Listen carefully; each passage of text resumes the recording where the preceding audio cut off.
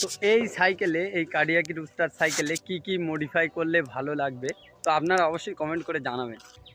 আসসালামু আলাইকুম গাইজ, আশা করবো আপনারা সবাই ভালো আছেন। আমি অনেক দিন ইউটিউবে আছি, অ্যাক্টিভ থাকতে পারিনি। আমি এই আবার আজ থেকে শুরু করলাম। তো আপনারা জানেন যে আমি একটা সাইকেল কিনেছিলাম, নিজের শখের সাইকেল, মেহনতের কষ্টের টাকায় কিনেছিলাম। আপনারা জানেন যে আপনাদের অজানা কিছুই নেই যে আমি হচ্ছে ওই ফার্নিচারের কাজ করি। ফার্নিচারের কাজ করে দেখা যাচ্ছে যখন আমি সাইকেলটা কিনেছিলাম তখন আমার 200 টাকা করে দিত। তা এই সাইকেলটা কষ্ট করে এই সাইকেলটা কেনার পরে আমি একটা নিজের শখের সাইকেল একটা কুটুম বাড়ি গিয়েছিলাম। তো সেখানে গিয়ে আমার এই এই সামনের যে শিফটারটা, এই 3 স্পিডের যে এখানকার যে শিফটারটা, এটা পুরো একদম খাই করে দিয়েছে। একটা কুটুম বাড়ি গিয়েছিলাম, ওই জন্য নিজের শখের জিনিস সবসময় সাবধানের সাথে রাখবেন। তা আমি ওখানে গিয়ে রেখে দিয়েছিলাম, তা আমার এটা খাই হয়ে গেছে। এখন ধরেন এখানে এই তারটাও নেই, এখানকার যে এই তারটাও নেই। তাই এই সাইকেলটা আমি আমার ঠিক একটা শখের সাইকেল, একটা মনের দিক থেকে একটা ধরো এই সাইকেলটা নিয়েছিলাম কার্ডিয়াকি রুস্টার।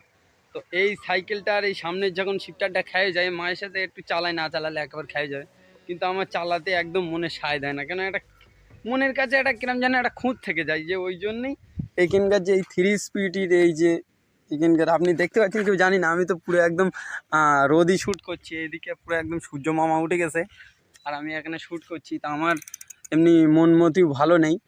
আর এই শিফটারটা এখানে পুরো খেয়ে গেছে, তারটার কিছু নেই। তা মনে করছি এই সাইকেলটার পুরো একদম মডিফাই করে নেবো একেবারে কষ্টের টাকাতে কিনে।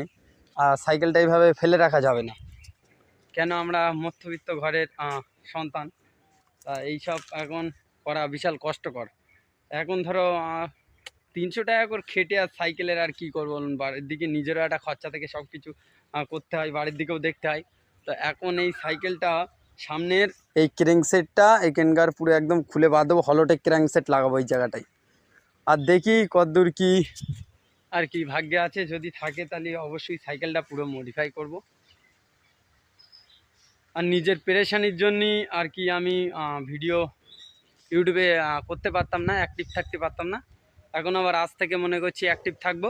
তো আপনারা অবশ্যই আমার সাথে থাকবেন, একটু সাপোর্ট করবেন। আপনারা জানেন যে আমি কলকাতায় গিয়েছিলাম, কলকাতায় গিয়ে সাইকেলের হচ্ছে এই যে লক আউট, এখানে হচ্ছে লক, এই লকের যে এই গ্রিপটা আমি কলকাতা থেকে নিয়ে এসেছিলাম, এনে ইতি লাগিয়ে রেখেছি। আরও কিছু জিনিস আমি নিয়ে এসেছিলাম সেই সাইকেল মিউজিয়াম থেকে। তো আবার যাব সাইকেল মিউজিয়ামে,